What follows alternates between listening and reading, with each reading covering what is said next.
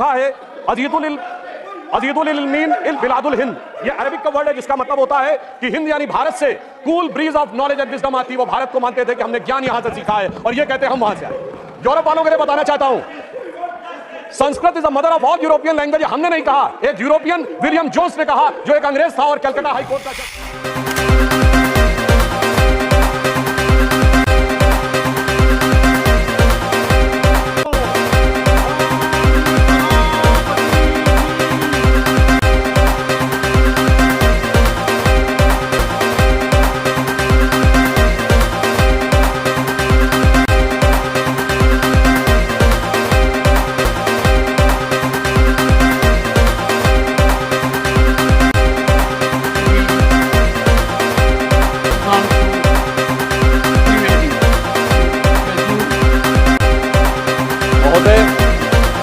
जैसा कि मैं उस विषय में बता रहा था कि इस कालखंड में जब राष्ट्रपति महोदय ने अपने भाषण में कहा कि भविष्य में भारत विश्व का नेतृत्व करेगा और 21वीं सदी भारत की होगी, तो वहीं देश में कुछ ऐसे भी लोग थे जिनके दिमाग में गुलामी की मानसिकता भी ऐसी सहमत थी कि वो अपना हर स्रोत बाहर से ढूंढते।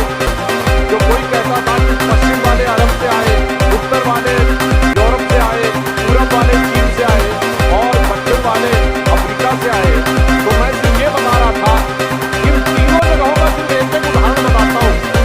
भारत का इन पे इन्फ्लुएंस था या इनका इन्फ्लुएंस भारत में? जो मैंने बताया कि अरब के लिए अरब के तमाम हिस्टोरियन, जिसमें इब्न असीर, इब्न अल खल्दून ने लिखा है अजीदुल इल्मीन इल बिलादुल हिंद। ये अरबिक का वर्ड है जिसका मतलब होता है कि हिंद यानी भारत से cool bridge of knowledge and wisdom आती है। वो भारत को मानते थे कि हमने ज्ञान यहां से सीखा है और ये कहते हम वहां से। यूरोप वालों के लिए बताना चाहता हूं, Sanskrit is the mother of all European language. हमने नहीं कहा, एक यूरोपियन विलियम जोन्स ने कहा, जो एक अंग्रेज था और कलकत्ता हाई कोर्ट का जज था। यानी वो कहते हैं कि उन्होंने ज्ञान हमसे सीखा है और ये हमको बताते हैं कि हमने उनसे सीखा। ये गुलामी की मानसिकता है। और मैं बताना चाहता हूं हमारे विरोधियों को चाइना के बारे में एक फैक्ट है जो शायद हमारे बहुत से लोगों को ना पता हो। चाइना की संस्कृति में भारत का प्राचीन नाम जानते क्या है? मैं सभी सदस्यों को आपके माध्यम से अवगत कराना चाहता हूं। एंशिएंट चाइनीज में भारत को कहते हैं तियानज़ाओ, TIANZHOU। कोई जाके चेक कर ले कि चाइनीज भाषा में तियान का मतलब क्या है और साउ का मतलब क्या है।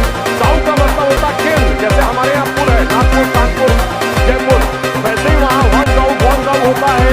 और तियान का मतलब होता स्वर्ग। यानी चाइना मानता था कि India is the centre of haven और ये कहते हमने चीन से सीखा। इसलिए मैं कहना चाहता हूँ, अंग्रेज चले गए मगर अंग्रेजियत अभी तक नहीं गई। जिसके लिए हम लोग कभी बोलते हैं कि अंग्रेज बेचारे चले गए भारत को देकर आजादी, पर अभी तक तुम गई नहीं चर्चिल दादा की बर्बादी। यानी अंग्रेज चले गए, अंग्रेजियत नहीं गई। इसलिए मैं इन लोगों के लिए कहना चाहता हूं कि इनके दिमागों में अभी भी वो गुलामी की मानसिकता भरी है कि न संयम व्यवस्था न एकात्मता है, भरी है अभी तक मनों में गुलामी। वही रात अंग्रेजियत का पुराना सुनाते अभी लोग नामी गिरामी। ये लोग उसी अंग्रेजियत के राग में फंसे हुए हैं। परंतु सभापति महोदय ने जो ये बात बताया कि भारत का एक परिवर्तन का समय आ रहा है, तो प्रधानमंत्री जी ने उसको किस रूप में आगे बढ़ाया है, मैं ये बताना चाहता हूँ। यदि भारत को विश्व का नेतृत्व करना है तो नई टेक्नोलॉजी के साथ आगे बढ़ना होगा। हम विश्व की सबसे प्राचीन सभ्यता भी हैं और सबसे युवा देश भी। तो डिजिटल टेक्नोलॉजी आज फ्यूचर की होने वाली टेक्नोलॉजी में कहीं किसी प्रकार का कोई कंफ्यूजन होने की संभावना नहीं। और आप देखिए कि हमारी सरकार आने के बाद प्रधानमंत्री जी के नेतृत्व में किस ढंग से सिस्टमेटिकली उसमें मामला आगे बढ़ा। इंटरनेट के यूजर्स 2014 में 24 करोड़ थे और अब 82 करोड़ हो, 3 गुनी संख्या बढ़ी है। 2023 का आंकड़ा है। Phone 1.2 billion mobile phone handset के यूजर्स हो गए और 67 करोड़ स्मार्टफोन के यूजर्स हो गए। एवरेज स्पीड ऑफ इंटरनेट जो इनके जमाने में 1.5 मेगाबाइट पर सेकेंड होती थी, वो अब 30 मेगाबाइट पर सेकेंड। और सभापति महोदय इतना ही पर्याप्त नहीं होता, डाटा की स्पीड के साथ डाटा की कॉस्ट भी कम हो चाहिए। और एक जीबी डाटा की कीमत इनके जमाने में 270 रुपए थी और वो अब घटकर 19 रुपए हो गई है, यानी 25 गुना कम किया है। ये जरूरी था कि भारत को अगर डिजिटल ट्रांसफॉर्मेशन में आगे बढ़ना है और तब हम जाके डिजिटल ट्रांसफॉर्मेशन में 46% वर्ल्ड के हिस्से के साथ आगे बढ़ रहे हैं। और इसीलिए मोबाइल फोन के प्रोडक्शन में भी हमने लंबी छलांग मारी है।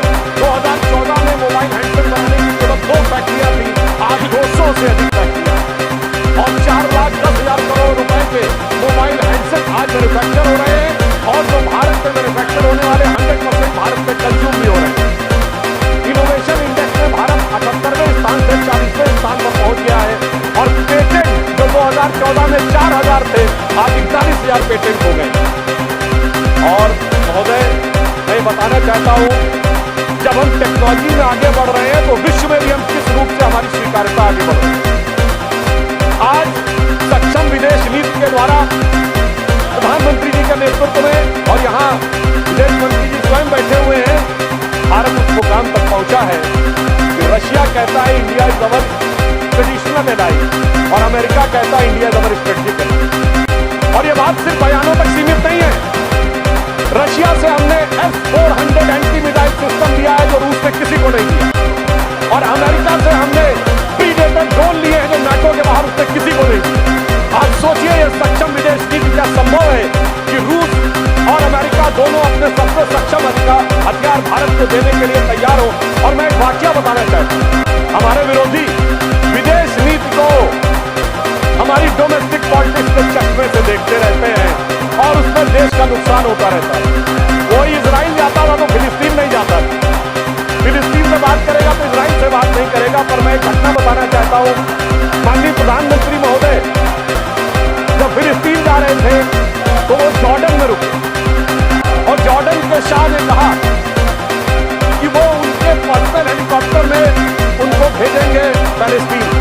उल्लेखनीय बात यह है कि जॉर्डन के शाह हुसैन प्रॉफेट मोहम्मद की डायरेक्ट डिसेंडेंसी में है, एक ही परिवार है जो प्रॉफेट मोहम्मद की डायरेक्ट डिसेंडेंसी में है। और आप सोचिए, जॉर्डन का प्लेन था, हेलीकॉप्टर जा रहा था पैलेस्टीन और उसको स्पॉट कर रहे थे इजराइल के फाइटर। आप सोचिए, इजराइल और फिलिस्तीन कभी किसी एक देश के साथ अगर एक रूप में कभी हुए हो तो प्रधानमंत्री श्री नरेंद्र मोदी जी के नेतृत्व में तो डिजिटल ट्रांसफॉर्मेशन हो या डिप्लोमेटिक ट्रांसफॉर्मेशन, दोनों में भारत एक नए सिरे से एक नए स्वरूप में आगे बढ़ता हुआ आगे दिखाई पड़ रहा है। परंतु अफसोस की बात यह है कि हमारे जो विरोधी हैं वो इस विषय के लेकर जिस प्रकार का वातावरण इन चुनावों के दौरान दिखा, उसमें भी एक विदेश का संबंध दिखा। सभापति महोदय, मैं आपसे कहना चाहता हूं, भारत का ये चुनाव भारत के इतिहास का इकलौता चुनाव था जब विदेश में बैठे हुए किसी धन कुबेर ने यह कहा हो कि वो $1 बिलियन खर्च करेगा मोदी जी की सरकार को हटाने के लिए। ये चुनाव भारत के इतिहास का इकलौता चुनाव था जब चुनाव भारत में हो रहा था और कांग्रेस के नेता आर्टिकल विदेश के अखबारों में लिख रहे थे। शशि थरूर जी ने बांग्लादेश के अखबार डेली स्टार में आर्टिकल लिखा, मोदी हैज टू गो। अरे भाई, विदेश के अखबार में क्यों लिख रहे हो मोदी हैज टू गो? और उसके बाद भी, और ये इतिहास का पहला चुनाव था जब पाकिस्तान के एक मंत्री स्तर के व्यक्ति ने कांग्रेस और राहुल गांधी जी की पूरी प्रशंसा ही नहीं की। उनका वर्ड था फवाद चौधरी का कि बीजेपी हटनी चाहिए, मोदी जाना चाहिए, उसके बाद जो मर्जी हो कर लेंगे, यानी वर्गेटम वही था जो था। अरे क्यों नहीं आपने बोला कि आप कौन होते हमारे बारे में बोलने वाले? मैं याद दिलाना चाहता हूँ, जब डॉक्टर मनमोहन सिंह प्रधानमंत्री थे और श्री नरेंद्र मोदी जी मुख्यमंत्री थे और उस समय पाकिस्तान के तत्कालीन प्रधानमंत्री नवाज शरीफ जी ने मनमोहन सिंह जी के बारे में आपत्तिजनक बात बोली थी, तो उस समय नरेंद्र मोदी जी ने दहाड़ कर कहा था, कौन होता है पाकिस्तान का व्यक्ति 120 करोड़ देशों के हमारे प्रधानमंत्री के बारे में बोलने वाला? मगर अफसोस आज के मुंह से एक शब्द नहीं निकला। इसलिए मैं कह रहा हूं, भारत का ये बदलाव एक बड़ा बदलाव हो रहा है। और मगर इन चुनावों ने एक निष्कर्ष और दिया है सभापति महोदय, एक निष्कर्ष और दिया है कि कांग्रेस पार्टी को आज बड़ी उत्साह नजर आ रहा है कि वो उभर कर सामने आ गए। मगर महोदय, एक बात ध्यान देने योग्य है इस चुनाव में कि जहां हमारा और कांग्रेस का मुकाबला था वहां तो कांग्रेस कुछ नहीं कर पाई। अपने सहयोगियों के कंधे पे चढ़ के बहुत कुछ प्राप्त किया है।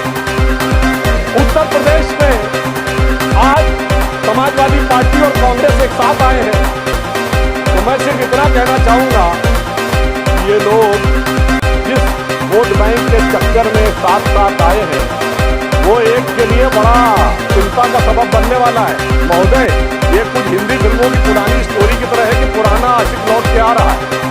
अगर वो पुराना इश्क जाग गया तो आप ये समझिए कि ये समाजवादी पार्टी के लिए बहुत बड़ी चुनौती होने वाली है, क्योंकि वो कहते हैं, पापा कहती है मेरा कारनामा तो देख, तो कांग्रेस कहती मैं तेरा आशिक पुराना तो देख, तो उधर एक हैदराबादी हजरत है जो कहते मेरा घराना तो देख, और इस ट्रायंगल से का एक नया स्वरूप इस चुनाव में उभरता हुआ नजर आया।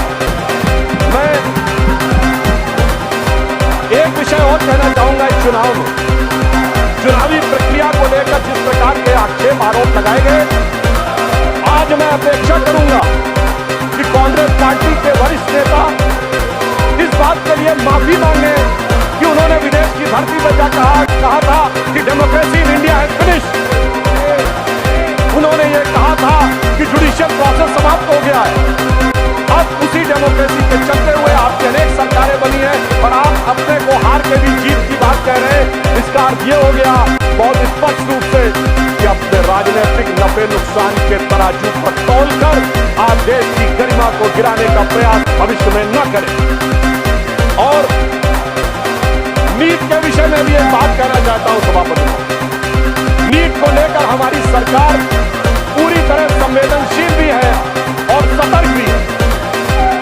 हमारे शिक्षा मंत्री जी ने कहा कि एक भी बच्चे के साथ अन्याय नहीं होने देगा, मगर मैं इनसे पूछना चाहता हूं, जब एनटीए के चीफ को हटा दिया गया, जांच कॉन्स्टिट्यूट हो गई, मामला सर्वोच्च न्यायालय में विचाराधीन है, तो ये क्या अपने को सर्वोच्च न्यायालय के विजन से ऊपर समझते हैं? यदि विषय सर्वोच्च न्यायालय में विचाराधीन है तो उससे पहले इस प्रकार का वातावरण बनाना, इसका अर्थ यह हो गया यदि न्यायालय उस पर टिप्पणी देने जा रहा है मगर हम उससे पहले उसके ऊपर विवाद करना चाहते हैं। और मैं ये भी बताना चाहता हूं कि महोदय, आज जो लोग बोल रहे हैं, राजस्थान में 1.5 दर्जन पेपर लीक आउट हुए थे, हमारी सरकार ने तो संवेदनशीलता की बात कही, उनके मुख्यमंत्री का एक चर्चित बयान आया था, मैं तो जादूगर हूं, मैं सब कुछ ठीक कर दूंगा, मुझे सब कुछ पता रहता है। इसलिए मैं ये बताना चाहता हूं कि छात्रों के विषय को लेकर हमारी सरकार पूरी तरीके से संवेदनशील है और पूरी तरीके से सतर्क है, और शिक्षा मंत्री ने भी यह बात बिल्कुल स्पष्ट की। अंत में मैं ये कहना चाहता हूं सभापति महोदय कि राष्ट्रपति महोदया ने ये बताया कि हमारी सरकार ने क्या काम किए और अमृतकाल में आगे क्या काम करने जा रहे हैं। उन्होंने ये शब्द प्रयोग किया था अपने अभिभाषण के अंतिम चरण में कि 25 वर्ष का ये अमृतकाल है, ये भारत का वो आधार बनाएगा जो आने वाले 1000 वर्ष तक भारत के भविष्य का निर्धारण करेगा। इसका अर्थ क्या हुआ कि हमारा 10 साल का परफॉर्मेंस है, 25 साल का प्रोग्राम है और 1000 साल की दृष्टि है, और हम 10,000 साल पुराने भारत से भी प्रेरणा लेते हैं। यानी हमारी सोच चुनाव मूलक नहीं है, सभ्यता मूलक है। Our vision is not electoral, it is civilization. इसीलिए हम 1000 साल आगे के भारत के भी सोचते हैं, इनको कोई फर्क नहीं पड़ता 20 साल बाद क्या होगा, 25 साल बाद क्या होगा, पर हम 1000 साल आगे के भारत के बारे में सोचते हैं, 25 साल के आगे के भारत के बारे में योजना बनाते हैं और हजारों साल पहले के भारत से प्रेरणा लेते हैं। और इसलिए मैं ये कहना चाहूंगा कि हमारे विरोधी चाहे जो भी कर ले, मगर सभापति महोदय जो हमारे राष्ट्रपति महोदया ने कहा था कि सब लोग आए, मैं इनसे अनुरोध करूंगा, आइए, साथ में मिलिए, साथ में विचार करिए और उसके बाद एक साथ देश के विकास के लिए आगे बढ़िए। अभी जो आपको प्राप्त हुआ है इसको मंजिल समझिए नहीं, अभी हम सबको मिलकर देश के लिए बहुत आगे चलना है। और मैं अंत में एक वाक्य जरूर कहना चाहूँ, 21वीं सदी भारत की होगी, इसमें कोई संदेह नहीं है, और इस प्रकार के वाद विवाद के बावजूद होती रहेगी, इस प्रकार के वितंडावाद के बावजूद हम आगे बढ़ते रहेंगे और ये उसी विचार को लेकर आगे बढ़ेगी। राष्ट्रपति महोदया ने यह बात भी बताई कि आज दुनिया में संघर्ष आज दुनिया में सभ्यताओं के संघर्ष की बात कही जाती है और उस संघर्ष का समाधान कौन देगा? सिर्फ भारत से, जहां पर की सभ्यताओं के समन्वय का आधार बनता है। और उस सभ्यताओं के समन्वय का आधार भारतीय संस्कृति और हमारे हिंदू धर्म की वह अवधारणा ही बनेगी जिससे लड़ने का संकल्प आप देते हैं। इसलिए 21वीं सदी का भारत आगे बढ़कर उठने जा रहा है। We are all set to rise, not to dominate the world but to motivate the world. हम विश्व को दबाने के लिए नहीं, विश्व के बंधु बनने के लिए आगे बढ़ रहे हैं और उस विचार से आगे बढ़ रहे हैं जो हजारों वर्षों की हमारी प्रेरणा है। वो श्रद्धेय अटल बिहारी वाजपेयी जी की वह प्रसिद्ध पंक्ति, हिंदू तनमन हिंदू जीवन रग रग हिंदू मेरा परिचय, के आखिरी छंद को कहकर अपना विषय समाप्त करूंगा, जो ये बताएगा कि भारत किस रूप में विश्व का आगे बढ़ने वाला है। कि होकर स्वतंत्र मैंने कब चाहा मैं कर लूं जग को गुलाम। हमने किसी को परेशान नहीं किया। होकर स्वतंत्र मैंने कब चाहा मैं कर लूं जग को गुलाम। मैंने तो सदा सिखाया है करना अपने मन को गुलाम। गोपाल राम के नामों पर कब मैंने अत्याचार किया, कब दुनिया को हिंदू करने घर घर में नरसंहार किया। कोई बतलाए काबुल में जाकर कितनी मस्जिद तोड़ी। भूभाग नहीं चप चप मानव के हृदय जीतने का निश्चय। हिंदू तनमन हिंदू जीवन रग रग हिंदू मेरा। इसलिए अंत में एक और कहता हूं, इसलिए आश्वस्त रहिए, आज चाहे या न चाहे, अरुण गगन पर महाप्रगति का अब ये मंगल गान उठा।